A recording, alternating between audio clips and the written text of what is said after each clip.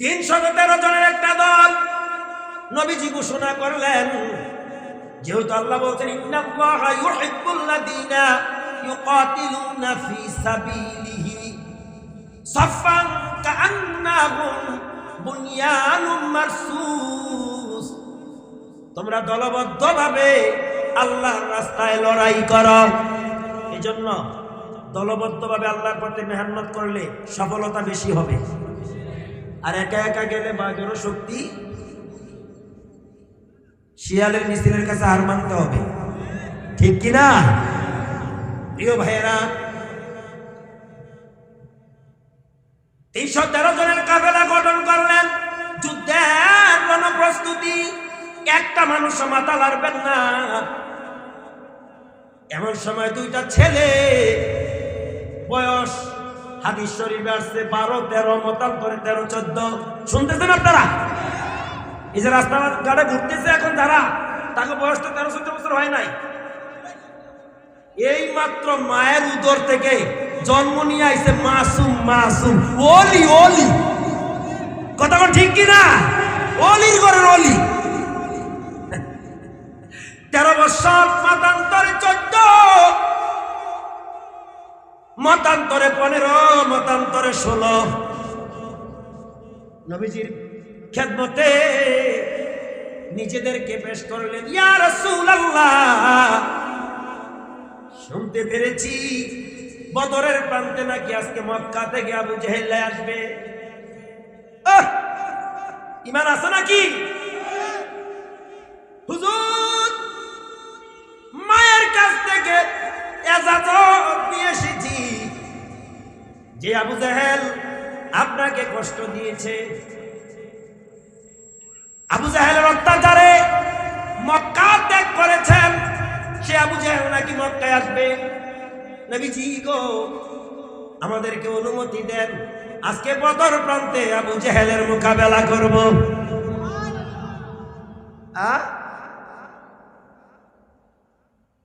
যুবকেরা কই রে? ও যুবক, কান লাগাই আসুন।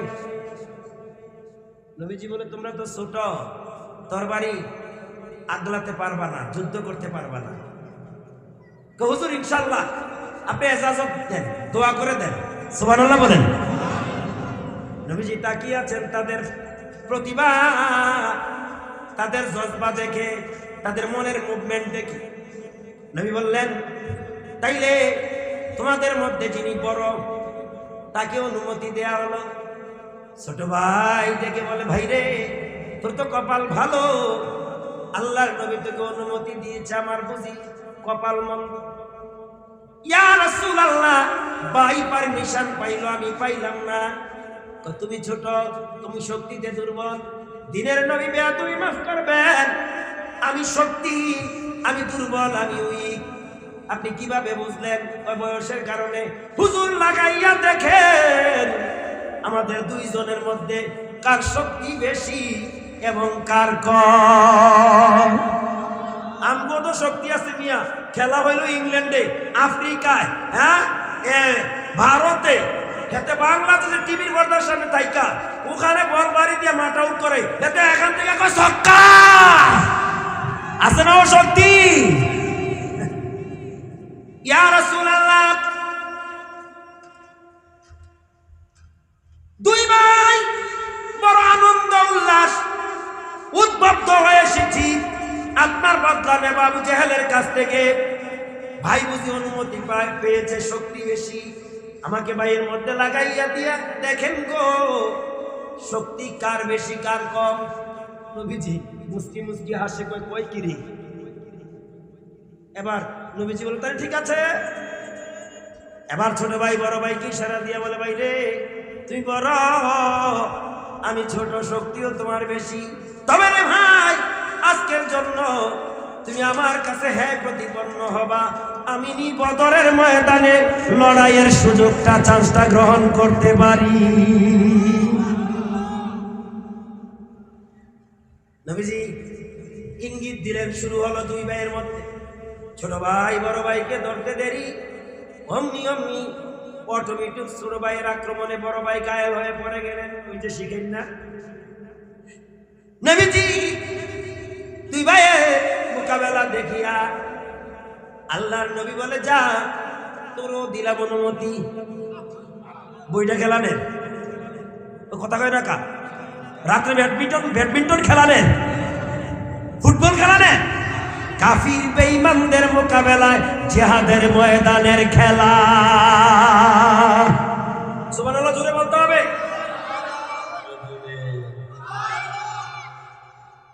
এরকম খেলোয়াড় দরকার আজকের মাহফিলের প্যান্ডেলে।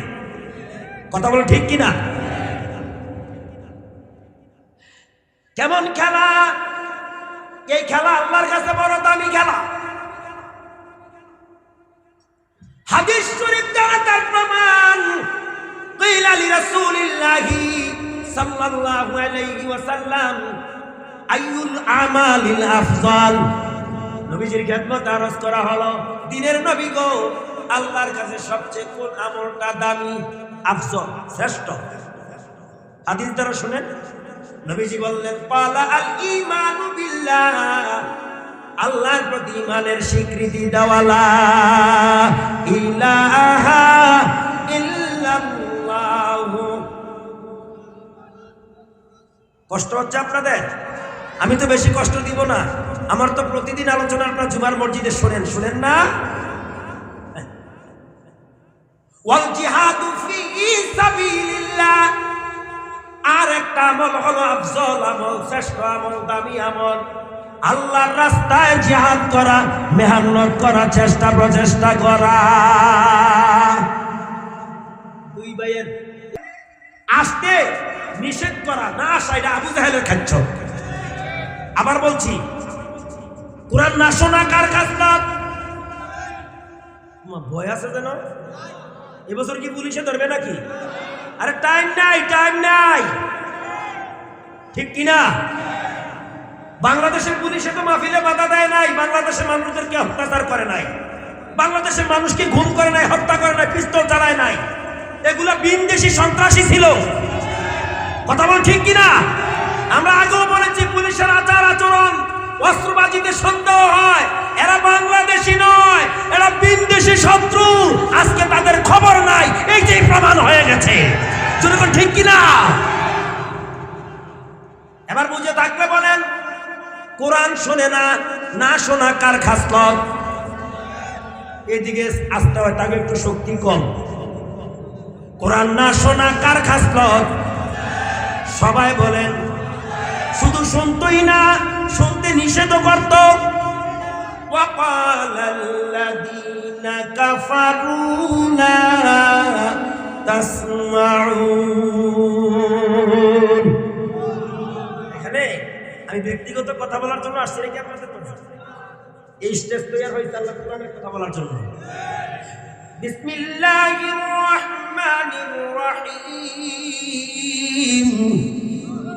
وقال الذين كفروا لا تسمعوا لهذا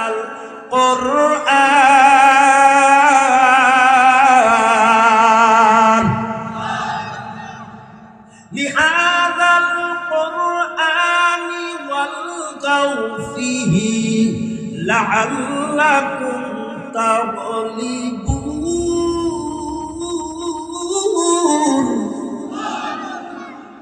আল্লাহ বলে, শুনো রে বান্দা,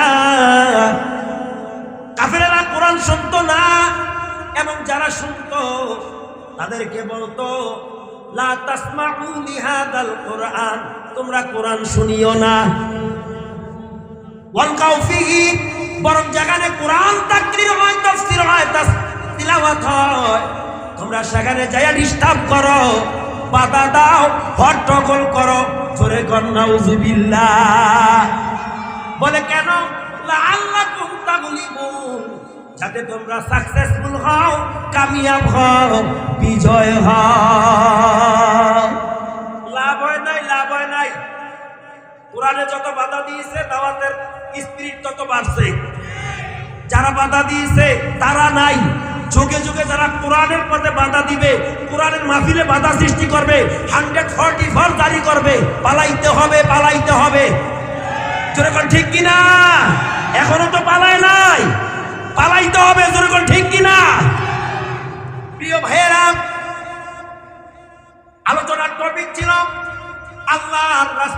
দলে দলে জীবন দেয়, আল্লাহর রাস্তায় জিহাদ করে, ফিতনা নির্মূল হয়ে ঘনিষ্ঠভাবে আল্লাহর জমিনে দিন প্রতিষ্ঠা না হবে, কতল করতে থাকো, নির্মূল করতে থাকো, নির্মূল করতে থাকো। সুবহানাল্লাহ।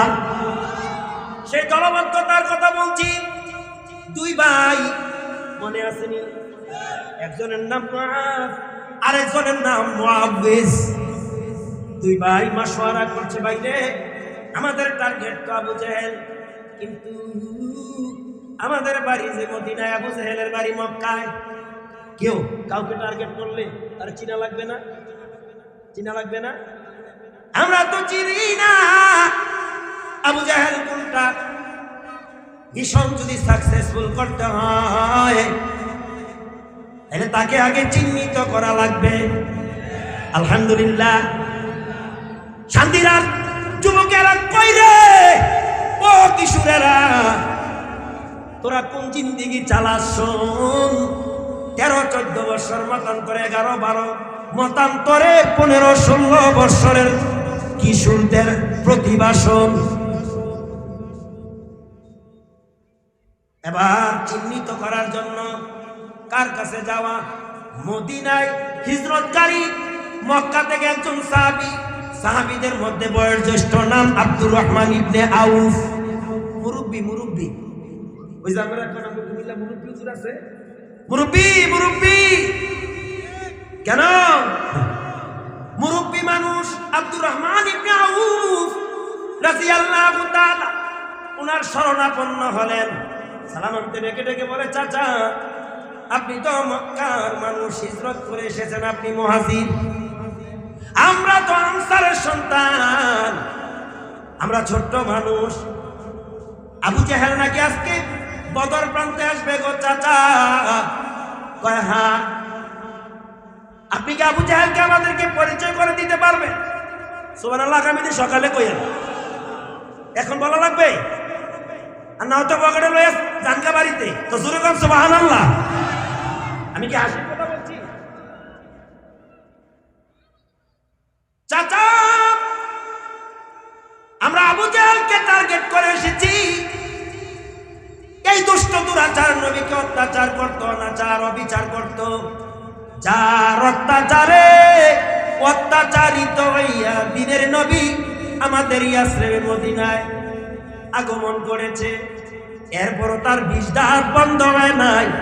আমাদের বর্ডার দিয়ে আক্রমণ করে বেড়াগুলা চুরি করে নিয়ে যায়, দুম্বাগুলা, উটগুলা। বর্তমান যে স্বভাব আঙ্গ প্রতিবেশী ভারতের, কথা কোন ঠিক কিনা? মনে করছেন এই যুগে আবু জেহেল শেষ? এখনো আবু জেহেলের সাঙ্গপাঙ্গ আছে, জনগণ আছে না নাই? লাভ নাই, লাভ নাই। আবু জেহেলের অস্তিত্ব নাই।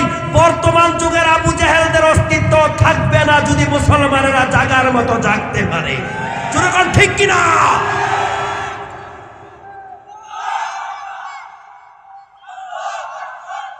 কিন্তু মুসলমানেরা তো জাগে না, মুয়াজ্জিনে তো চাপ দিয়ে বসে দিছে।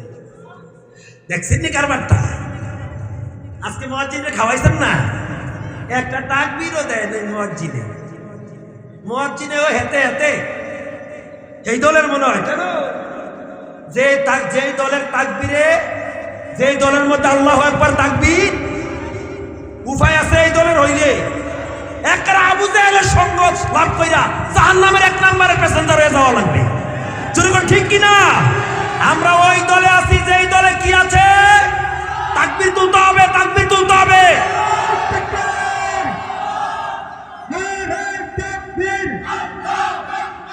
ইসলামের শত্রুরা খুশি এই শব্দ নারায়ে তাকবীর। তাকবীর দেন না, 1 নম্বরে শয়তানটা যা, আর কিছু মানুষরূপী শয়তান আছে না, তাদের মতো চেতনা সৃষ্টি হোক। মানুষরূপী শয়তান আছে না নাই? এটা কি শান্তিরা বালুরঘাটের খতিব সাহেবের কথা না কোরআনের কথা? কোরআনের সর্বশেষ সূরাটার নাম কি? সূরাতুন, কথা ঠিক আছে? এই সর্বশেষ সূরার সর্বশেষ আয়াতে বলে দিছে মিনাল জিন্নাতি ওয়ান নাস। শয়তান 2 ধরনের, এক ধরনের হলো মানুষ শয়তান, আরেক ধরনের হলো জিন শয়তান। এজন্য একশো তাকবীর দিয়েন, জিন শয়তানগুলা বাইকা যাবে। আর যেগুলা বেশ দইরা, টুপি বইরা, পাঞ্জাবি বইরা, পাগড়ি লইয়া, দাড়িও রাখছে কিন্তু কাজ করে শয়তানের, এগুলোর হুশ আসবে। আছে না নাই? তুমি চাকরি করছো, মুসলমানের সমাজে বাস করছো, তুমি মনে করছো তুমি মুসলমান। দো রঙ্গি ছুর দে এক রঙ হো যা, সারাপা মুম্বাং এ সাং হো যা।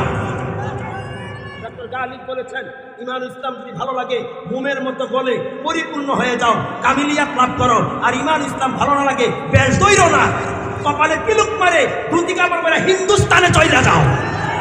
ঠিক কিনা? এরা মুসলমান সমাজের জন্য বিস্ফোরা, অ্যান্টিভাইরাস, ক্যান্সার। জোরে বল ঠিক না? ঠিক। মাশাআল্লাহ, তারা তারা তারা, ওই তারা হেরা যে চিল্লাম দিছে, একবার সাহাটা টাঙ্গুল তারা করে খেরিয়ে গেছে গা। আপনারা না, ওই তারা। প্রিয় ভাইয়েরা, হযরত মুআজ মুআবিজ বলে, চাচা আমাদের মিশন আমরা সাকসেস করতে চাই। আবু জেহেল আজকে নাকি বদরে আসবে। যেই নবী আমার উপর অত্যাচার স্টিমুলার চালিয়েছে, যার অত্যাচারে নির্যাতনে নিষ্পাসিত হইয়া নবীজি মদিনায় এসেছে, মদিনায় আসার পরও তার বিষদার জীবাণু বন্ধ হয় না। সেই আবু জেহেল কোনটা আমাদেরকে একটু চিনাইয়া দেন, দেখাইয়া দেন। ওই তোমরা কি করবা, ছোট্ট মানুষ আমরা, এত বড় শক্তিশালী যোদ্ধা, আবু জেহেলের সামনে যাইতে কি পাই না সাহস। আমাদের তো হিম্মতের প্রয়োজন হয়। চাচা, ও চাচা একটু দেখাইয়া দেন, ইনশাআল্লাহ কি করি তখন দেখবেন। অনেকে যেন মুখটা বন্ধ করে আবেগপ্রবৃত্ত হইয়া একবারে যেন নিস্তব্ধ হইয়া গেছেন। জোরে কইতেন না সুবহানাল্লাহ? চাচা দেখাইয়া দেন, ইনশাআল্লাহ কি হবে পরে দেখবেন। আব্দুর রহমান ইবনে আউফ রাদিয়াল্লাহু তাআলা বলেন, ওই দেখো সওয়ারির উপরে যার দৃষ্টি উপরের দিকে, অহংকারী ছিল, অহংকারী।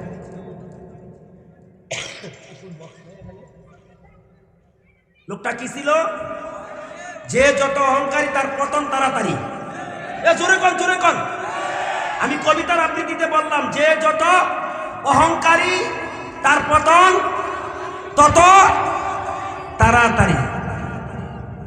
প্রিয় ভাইয়েরা, উটের উপর বা সাওয়ারির উপর বসা, দৃষ্টি উপর দিকে, এইরকম হ্যালোজিনের মতন যদি শুধু চক্ষুগুলো ঘুরায়, হ্যালোজিনের মতো চক্ষুগুলা ঘুরায়, ভাবতো না কোনদিন তাকে কেউ নিজ দিয়ে আক্রমণ করবে। নিজ দিয়া তার ধারণা ছিল আঘাত করতে হলে, আমাকে ঘায়েল করতে হলে উপর দিয়ে আক্রমণ করতে হবে। কিন্তু জানে না ভাতিজার পরিসমাপ্তি হবে এ অল্প বয়সের ছেলের হাতে। কারবারটা তো এমনই হয়, হয়েছে না আমাকে বাংলাদেশ অল্প বয়সী গোলামাইনের কাছে। মা গো, ফুলা না এগুলা ফুলা ভাই। হ্যাঁ, এরাই পারে একটা দেশের পরিবর্তন করতে, এরাই পারে একটা সমাজ পরিবর্তন করতে, এরাই পারে একটা ফ্যামিলি পরিবর্তন করতে। কিন্তু দুঃখটা হইলো কোন জায়গায়, নিজে পরিবর্তন হইতে পারে না। কথা বল ঠিক কিনা? আল্লাহ বলেন, লিমা তাকুলুনা মা লা তাফআলুন।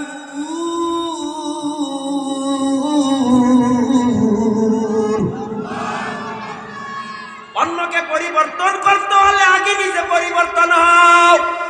এমন বক্তৃতা, এমন ওয়াজ, এমন আলোচনা করিও না যেটা তুমি নিজে করো না, নিজে মানো না। ঠিক নিও আমার ভাইয়েরা। দুই ভাই প্রস্তুত, এবার টার্গেট, মিশন সাকসেস হবে। নবীজির দেওয়া খেজুর গাছের ডালা, সুবহানাল্লাহ বলে, তরবারি চালাতে পারবে না স্বল্প বয়সী দুর্বল কিশোর। নবীজি মুবারক হাত স্পর্শের মাধ্যমে খেজুরের ডালা দিলেন। বড় ভাই হযরতে মুআবিজকে ডেকে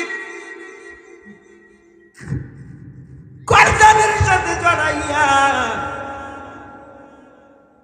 কানের কাছে মুখ লাগাইয়া বলে, ভাই রে, আমি যাচ্ছি আবু জাহেলকে মোকাবেলা করতে। আমি প্রস্তুতি কমপ্লিট। জানি না আমি ফিরব না শহীদ হব, আমি জানি না আমি কি শাহাদাত বরণ করব না আমি গাজী হয়ে আসব, আমি জানি না। সুবহানাল্লাহ বলতেন না? কারণ আল্লাহর রাস্তায় শহীদ হইল লাভ, ফিরা গাজী হইল লোকসান। আপনারা এদিকে তাকায় আছেন কি? হ্যাঁ, বাঁচলো গাজী, মরলে আল্লাহ বলেন, ওয়ালা তাকুলু লিমান ইউকতালু ফি সাবিলিল্লাহি আমওয়াত। যারা দিন প্রতিষ্ঠার জন্য দলবদ্ধভাবে আল্লাহর রাস্তায় লড়াই করে জীবন দেয়, তাদেরকে তোমরা মৃত বলিও না, তারা শহীদ। বাল আহইয়াউ ওয়ালাকিল্লা তাশউরুন, তোমরা তাহা উপলব্ধি করতে পারো না, জানো না। জোরে কোন সুবহানাল্লাহ। বাইরে নবীর দেখা যদি পাস, আমার পক্ষ থেকে আমার সালাম, আমার এই মেসেজটা দিয়ে দিবি। যতক্ষণ বেঁচে ছিলাম বদরের ময়দানে লড়াই অব্যাহত রেখেছি। এবার আল্লাহর উপর পূর্ণ আস্থা রেখে, কার উপর? জোরে বলেন। মুমিনের আস্থা রাখবে কার উপর? না বাবার উপর, না কোনো দরবেশের উপর, কোনো হিসাবের উপর?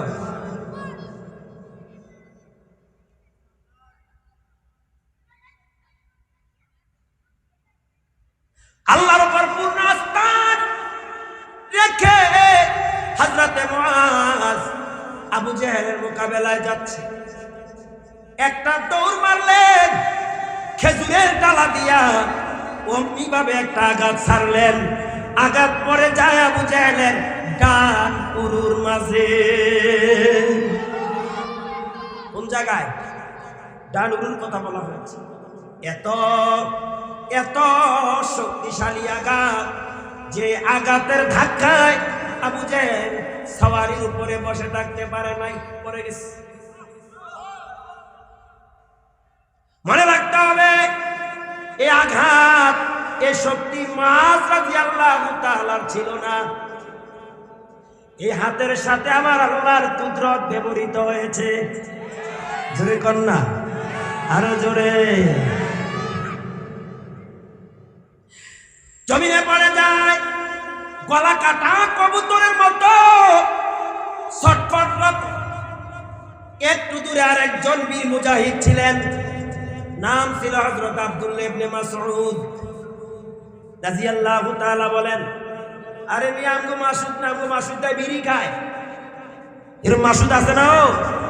হ্যাঁ, আব্দুল্লাহ ইবনে মাসউদ রাদিয়াল্লাহু তাআলা মাত্র কিছুদিন আগে আল্লাহর এই কোরআন তেলাওয়াত করার কারণে যার গালের পর্দা ফাটিয়ে আবু জাহেল রক্তাক্ত করেছিল, রক্ত জড়িয়েছিল, ওই আব্দুল্লাহ ইবনে মাসউদ দেখলেন রাগব বোয়ালটা পইরা গেছে বদরের মাঠে, আর ছাড় দেওয়া যায় না, মাফ নাই, রক্ষা নাই। আব্দুল্লাহ ইবনে মাসউদ রাদিয়াল্লাহু তাআলা দ্রুত গতিতে আবু জাহেলের কাছে চলে গেলেন। অগ্নিভাবে লাফ মারিয়া আবু জাহেলের সিনার উপর।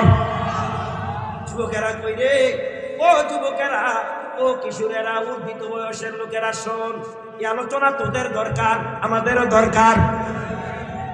আব্দুল্লাহ ইবনে মাসউদ রাদিয়াল্লাহু তাআলা আবু জাহেলের বুকের উপর চড়াইয়া বলে, আর মাফ নাই, রক্ষা নাই, ছাড় না।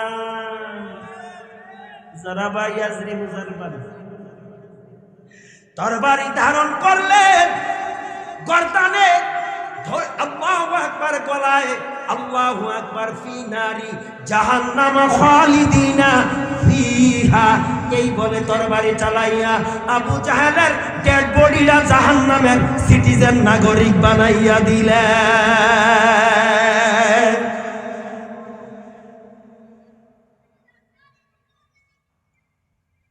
এই সংগ্রাম, এই যুদ্ধ, এই লড়াই, এই জিহাদ কার জন্য?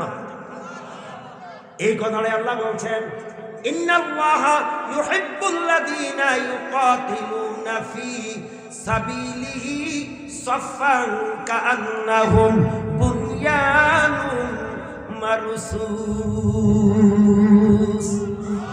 আমি তাদেরকে ভালোবাসি যারা দলবদ্ধভাবে আমার রাস্তায় লড়াই করে, ইমানের পথে মেহনত করে, জান এবং মাল দিয়ে। জোরে কোন সুবহানাল্লাহ। শুধু ভালোই কি বাসি? আল্লাহ আরো বলেন,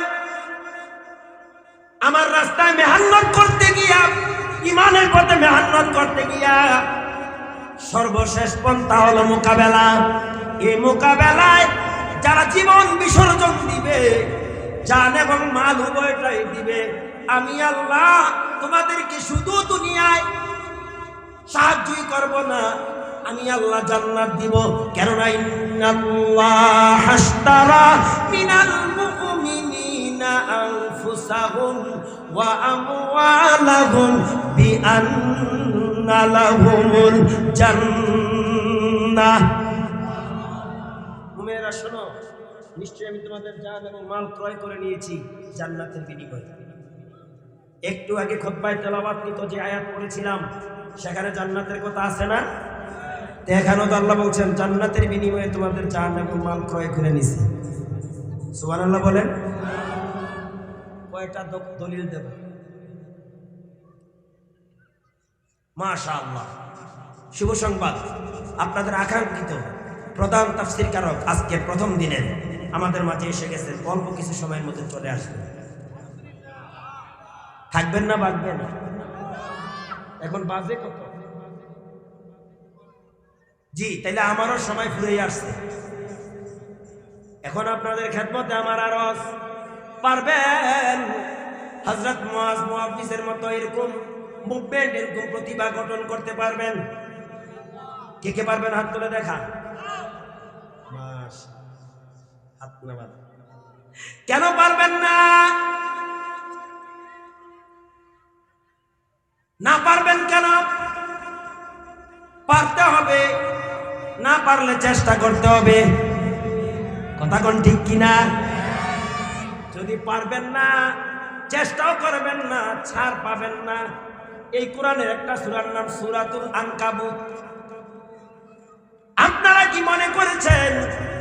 আমিও কি মনে করেছি? আমরাও কি ভেবেছি আমরা শুধু ইমানদার বললেই বুঝি ছাড় পেয়ে যাব? আল্লাহ ছাইরা দিবেন। আহাসিবান নাসু আইয়ুতরাকু আইয়াকুলু আমান্না ওয়া হুম লা ইফতানুন।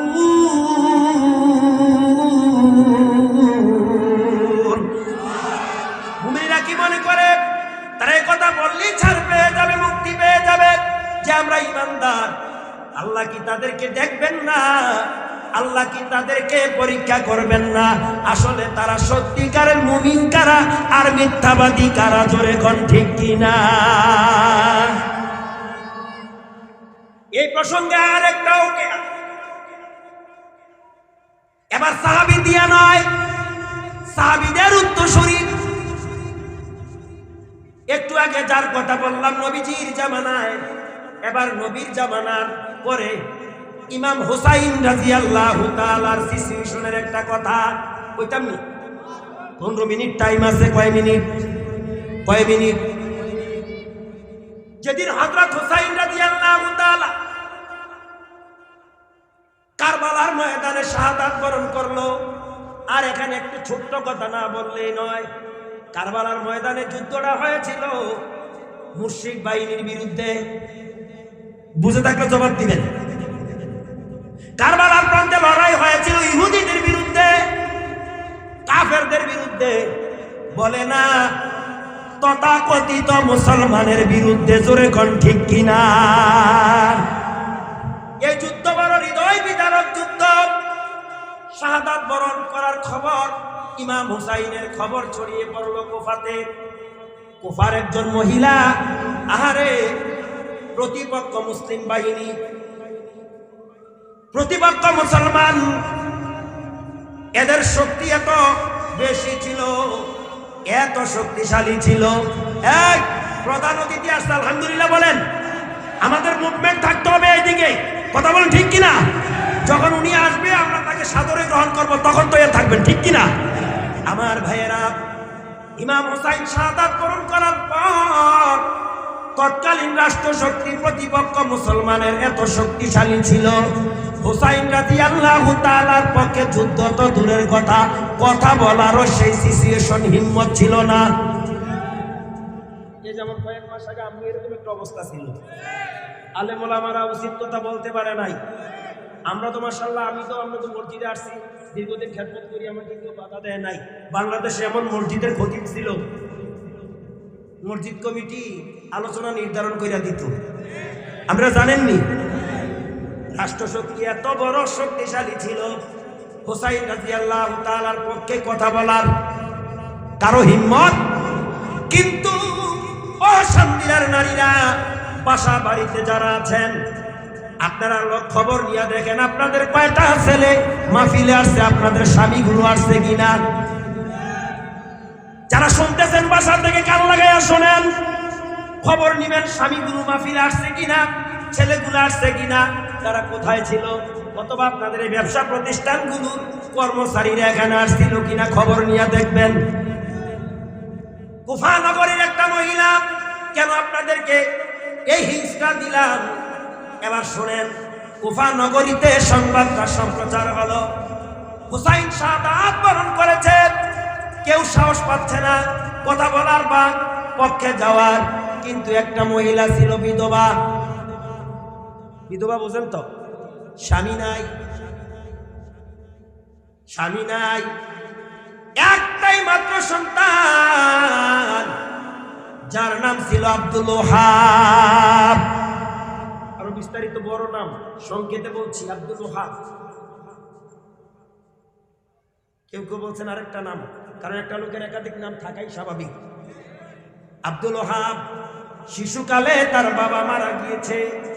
এই শিশু ছেলের দিকে চাইয়া বিধবা মহিলাটা অন্য কোন পুরুষকে বিবাহ করে না, তার যৌবন জীবন কোরবানি দিয়েছে। নারী আছে না নাই? বাংলাদেশে আছে তিনটা ফালাইয়া। এটা আমি করতাম, এটা আপনার কাছে জানা আছে। শিশু সন্তান তার দিকে তাকাইয়া জীবনটাও কোরবানি, যৌবনটাও।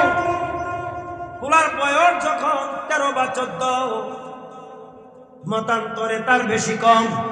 ছেলেটারে বড় শখ কইরা বিয়ে করাইছে, ইজাব কবুলে আবদ্ধ করে বিবি পুত্রবধূ করে এনেছে, বড় আনন্দ করে। আনন্দ থাকতে পারেনি যে ছেলের দিকে তাকে সব শেষ করছে। বিবাহের বয়স তখন 17 দিন। সোহাদায়ে কারবালার হৃদয় মর্মর্ষী, হৃদয় বিদারক এই ঘটনা যেদিন ঘটছিল, ছেলের বিবাহের বয়স ওই দিন ছিল মাত্র 17 দিন। কয়দিন? নতুন নতুন, ঠিক না? নতুন। স্বামী স্ত্রী আনন্দ উল্লাস আছে। বিধবা মা ঘরের বাহির থেকে ডাক দিন, আব্দুল ওহাব কই রে, কই রে আমার হৃদয়ের দল, আমার বাবা আমার বেটা আব্দুল ওহাব কই? লাব্বাই। কি গো মা? আহারে, এমন মা হইতে পারে কয়জন? আর এরকম ফোলা হইতে পারে কয়জন? ফোলা বানাইছো বড় শিক্ষিত হইতে পারে, কিন্তু ফোলার দিলের মধ্যে ঈমান নাই, এটার কোনো দাম নাই, টেম্পার নাই, টেম্পার নাই। কথা কোন ঠিক কিনা?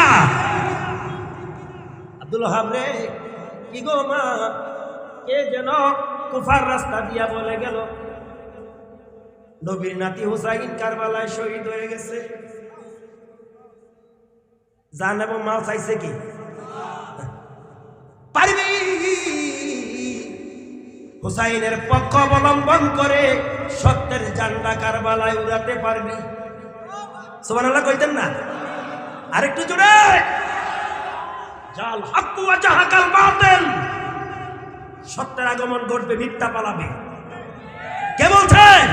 জাল হক ওয়া জাহাকাল বাতিল, ইন্নাল বাতিলা কানা জাহুকা। আব্দুল ওহাবের মতো যদি সত্যের ঝান্ডা ধারণ করতে মিথ্যা পালাবে না, গর্তে আত্মগোপন করবে। কথা বলো ঠিক কিনা? পারবি এই মুহূর্তে কারবালার সত্যের ঝান্ডা ধারণ করতে? যদি সত্যিকারে হুসাইন শাহাদাত বরণ করে থাকে, হুসাইনের বদলা নিবি। বদলা নিতে যায় যদি শাহাদাত বরণ করতে হয়, শহীদ হবি।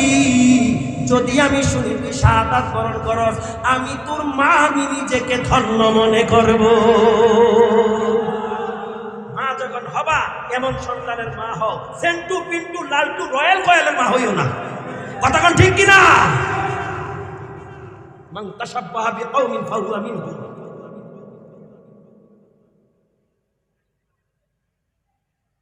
এবার ছেলে বলে মা ইনশাআল্লাহ। কেমন ছেলে? মা যেমন বলেন, মা কথা কয় না, মা যেমন তেমন। জোরে কয় না। কই আসলাম আমি? কি কবরস্থানে কথা বলতেছি? কি জিন্দা আছেন আপনারা? এবার বলেন, আমি বলছি ছেলে কেমন? বলে যেমন মা তেমন। এই কথাটা কি পারতেন না বলতে? মা গো, আমি তোর ইজাজত পালনে প্রস্তুত। দেরি নাই। যুদ্ধের সাজে সজ্জিত হলেন। সুবহানাল্লাহ। কিসের সাজে?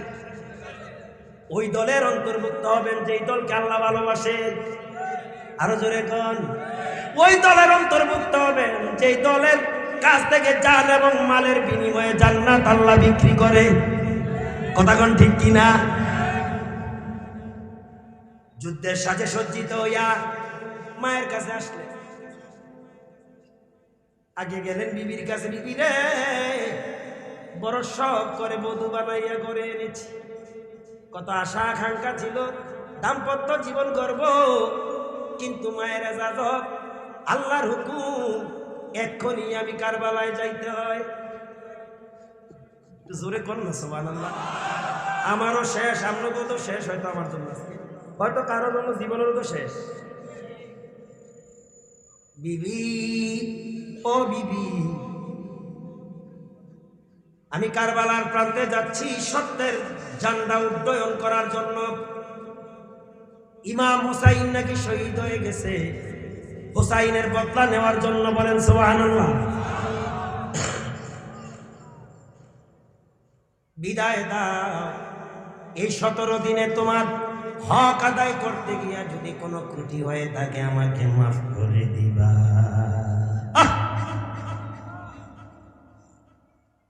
বিদায় দাও। আমার মন বলছে আর ফিরে আসবো না। সুবহানাল্লাহ। কারণ আমি আমার নাকের ডগায় জান্নাতের ঘ্রাণ অনুভব করছি। আর আমরা সত্যের বিরুদ্ধে মিথ্যা অপবাদ দেয়, প্রতিবাদ করতে পারি না। ঠিক নেই? আরে যারা অন্যায় করে তারা সংখ্যায় বেশি না, হাতে গোনা কয়েকজন। ঠিক নেই কথা? এই কয়েকজনের কারণে আজকে দেশের সাবেক প্রধানমন্ত্রী দেশ থেকে পালাইতে হয়েছে। মাইন্ড করেন না, কারণ উনিও আমার কেউ না, বর্তমান যিনি আছেন তারাও আমার কেউ না, সবাই আমরা। কারণ অন্যায় করছিল কয়েকজনে, এক একটা থামা দিয়ে যদি বসাই লাইতো বা দল থেকে বহিষ্কার, আজকে এই ভয়াবহ পরিণতি তাদেরও হইতো না, দেশেরও হইতো না। কথা কোন ঠিক কিনা? জায়গায় হাদিস শরীফ আছে, যাবে তিরমিজিতে, আফদালুল জিহাদি মান ক্বালা কালিমাতু হাক্কিন ইনদা সুলতানিন জাহিদ। হাদিস শরীফ আছে, অত্যাচারী বাদশা বা শাসক অত্যাচারীদের বিরুদ্ধে হকের বাণী উচ্চারণ করা, এটা হলো সর্বোত্তম জিহাদ। প্রিয় ভাইয়েরা, আব্দুল ওয়াহাব বলেন, বিবি রে বিদায় দে, আর মতো ফিরে আসবো না। কারণ আমি আমার নাকের ডগায় আল্লাহর জান্নাতের ঘ্রাণ অনুভব করতে পারছি। এবার বিবি কি বলে? আল্লাহকে হাজির নাজর জানাইয়া বলি, স্বামী হে, আমিও নিজেকে তখন ধন্য মনে করব যেদিন হাসরের ময়দানে আমার আল্লাহ আমাকে শহীদের স্ত্রী বলে ডাক দিবে। মাস কেমন স্ত্রী? হাসি মুখে বিদায় দিলাম জান, হাসি মুখে বিদায় দিয়ে দিলা। এবার পালা মার কাছে, বলেন কার কাছে? মা, মা তো মা, মায়ের কাছে যাইয়া যুদ্ধের সাথে নিজেকে বেশ করলেন। মা গো, কই গো মা, রে আব্দুল ওহাব, মা গো বিদায় দাও, তোমার ইজাজত পালনে আমি প্রস্তুত। যদিও বিদায় দিয়েছে, মায়ের কলিজা ফেটে, দিল ফাটা কান্নার রুল। এটা আল্লাহর সন্তুষ্টির কান্না, ঠিক নেই? এবার আব্দুল ওহাব মার চোখের পানি মুছে আর সান্ত্বনা দেয়, কইতাম নি, মাগো তুমি কাঁদেছ কেন একলা বাড়িতে? পারবানি রে যুবক, আব্দুল ওহাবের মতো পারবা? মাগো তুমি কাঁদেছ কেন একলা বাড়িতে? তোমার আমার দেখা হবে, তোমার আমার দেখা হবে জান্নাতের সিঁড়িতে। মা, মাগো তুমি কাঁদেছ কেন একলা বাড়িতে? তুমি তো মা শিখিয়েছিলে শহীদরা মরে না, তাই হয়েছি শহীদ। মাগো অভিমান করো না মা, অভিমান করো না। তুমি তো মা শিখিয়েছিলে শহীদরা মরে না, তাই হয়েছি শহীদ। মাগো অভিমান করো না মা, অভিমান করো না। তোমার আমার দেখা হবে মাগো,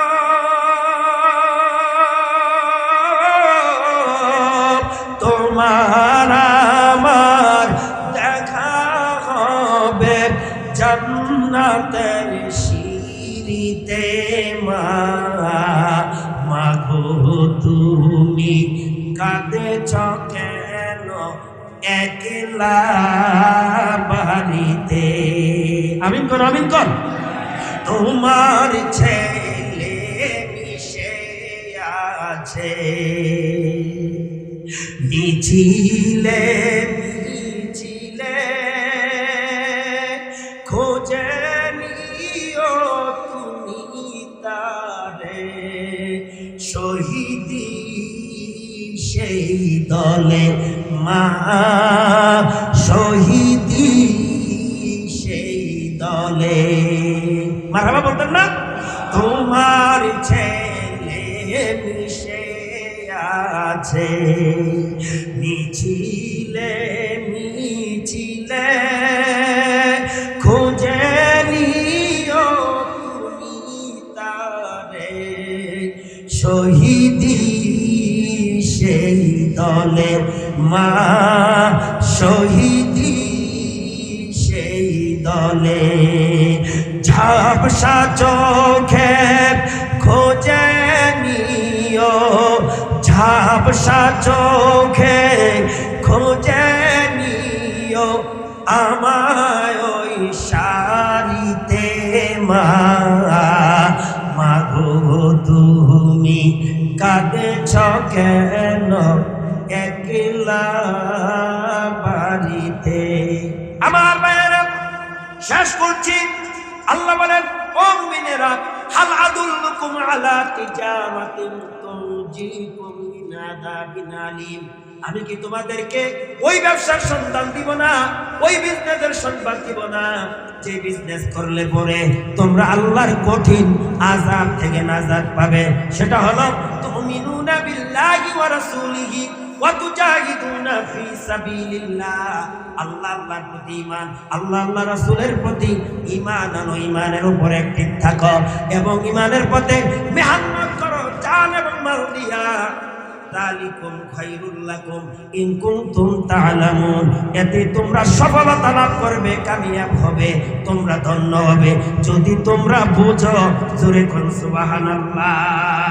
ইয়াগফির লাকুম যুনুবাকুম, আল্লাহ তোমাদেরকে দ্বিতীয় পুরস্কার দিবে, তোমাদেরকে ক্ষমা করে দেবে তোমাদের অন্যায় অপরাধ। ওয়া ইউদখিলকুম জান্নাতিন তাজরি মিন তাহতিহাল আনহার ওয়া মাসাকিন তাইয়িবাতান ফি জান্নাতি আদনিন। আল্লাহ তোমাদেরকে জান্নাত দিবে, এমন জান্নাত যার তলদেশ দিয়া নহর প্রবাহিত হয়। 3 নম্বরে এই পুরস্কার দিবে জান্নাত। এরপর আল্লাহ বলেন ওয়া উখরা তুহিব্বুনাহা নাসরুম মিনাল্লাহি ওয়া ফাতহুন করিব। ওই জান্নাতে তোমরা যা কামনা করবে আল্লাহ তাআলা সাথে সাথে তা তোমাদের সামনে হাজির করে দেবে। বলেন সুবহানাল্লাহ। 5 নম্বরে আল্লাহ তোমাদেরকে বিজয়ী দান করবে, সাহায্য দান করবে। এরপরে আল্লাহ বলেন ওয়াবাশশিরিল মুমিনিন, মুমিনেরা সুসংবাদ নাও, ও নবী তাদেরকে এই সুসংবাদ দান করো। বলেন সুবহানাল্লাহ। জোরে বলুন সুবহানাল্লাহ।